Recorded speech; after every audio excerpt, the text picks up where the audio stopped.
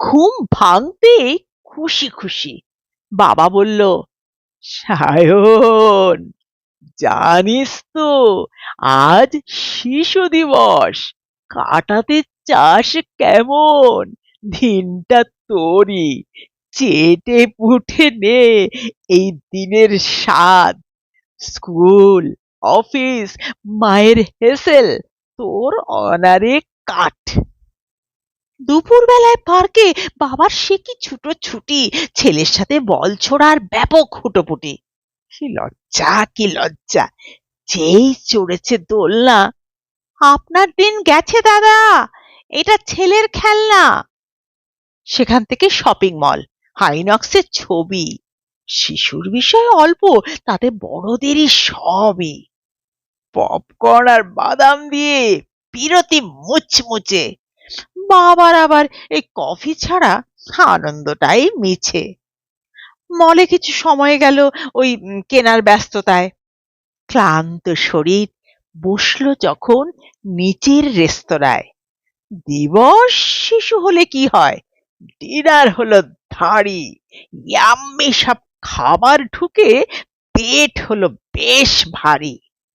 মা বাবাকে বলল হেসে, সত্যি করে বলো, শিশু না বুড়ো দিবস কোনটা পালন হলো? সকাল হতেই উঠলে নেচে, সায়ন, শিশু দিবস। দিনের শেষে মনে হলো বাবাই দা বস।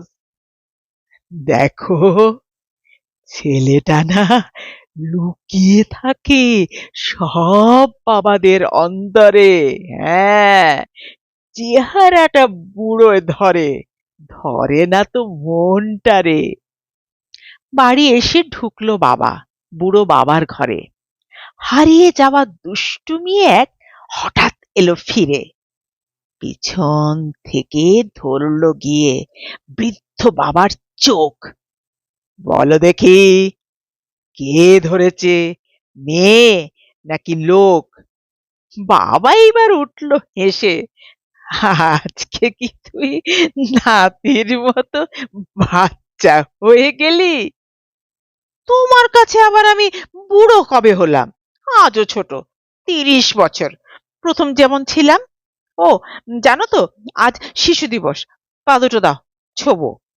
তোমার কাছেও বাবা কিন্তু আজকে আদর নেবই। চোখের কোণে জল দুজনের।